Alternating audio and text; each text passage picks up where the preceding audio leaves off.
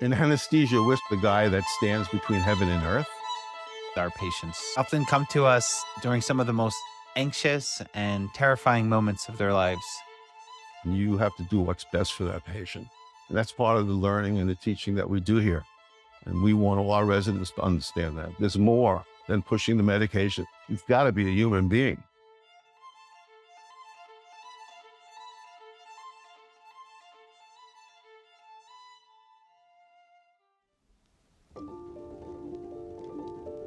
It was a cold December morning.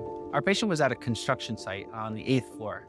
He was actually functioning as a safety inspector, and he had the unfortunate accident to have a fall, and he landed on a piece of rebar, and this rebar was uncapped. So that led to the fact that it was penetrating trauma rather than blood trauma. They had to come up with a plan to transport him to the hospital safely.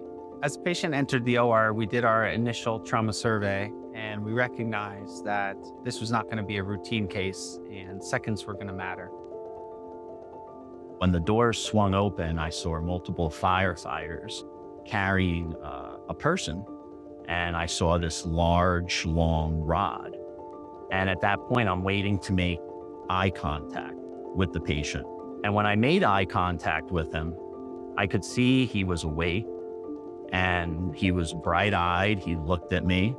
I said, "Hello, sir, I'm Dr. Wessner. I'm your trauma surgeon, and I'm going to get you through this." And he said, "Thank you, doctor. God bless you. Please help me." And it was sort of at that moment, I sort of fell in love with Tommy and just had so much respect for him. He was able to communicate to me that he's awake, he wants to live, but he knows he needs someone to buy in and get him through it. So the way that the bar was in Tom, we couldn't lay him on his back. So we had to intubate him on the side, which I've never done before. But Dr. Markley and Dr. Dresden were there, and they walked me through it. I ended up intubating him.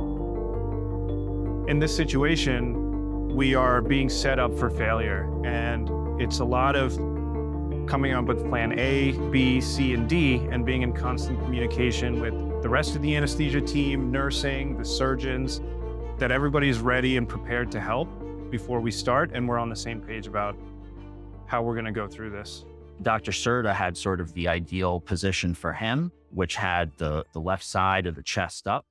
I had to do my X-lap sort of on the side, like at a 30-degree angle, but I did do a midline incision and was able to get a hold of the hilum of the spleen and also inspect for other injuries while we tried to get the rebar out. When Dr. Serta opened the chest and we saw that the rebar went between his pericardium and the phrenic nerve, we realized this was, a miracle case. Focusing on the multidisciplinary aspect of the specialty is key. Having the relationship with the anesthesiologist and the ability to communicate the story and the need clearly is a key maneuver for a trauma surgeon. And he was a very lucky man. We didn't do magic. If you look at the pictures and you saw where that rebar went, how does it go on top of the heart and underneath the phrenic nerve? Tell me, how does that happen? If there's not a God saying it's not your time, Tom. Dr. Dresden, I remember, was talking to Tom more about like, okay, buddy, we're going to be here. We're going to stay here. We're here for 24 hours. We're here overnight. However long it takes for this surgery to happen, like we're here and we're not going anywhere. For Tom, that being the last thing he hears before he goes to sleep, that was an important thing. There's one moment in the case that I to this day think about. I happened to pass the waiting area, which at this hour normally is more or less deserted. And I saw the room completely filled. Come to find out later, that was all of Tom's friends, family, loved ones.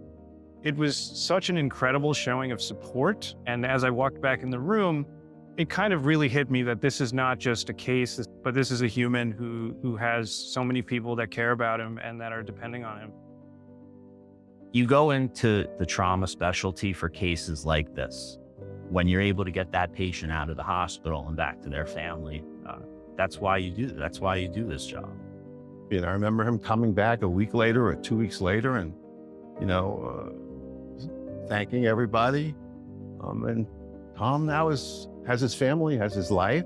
We were able to handle whatever was going to happen there that day. We had everything planned. I think we learned a lot.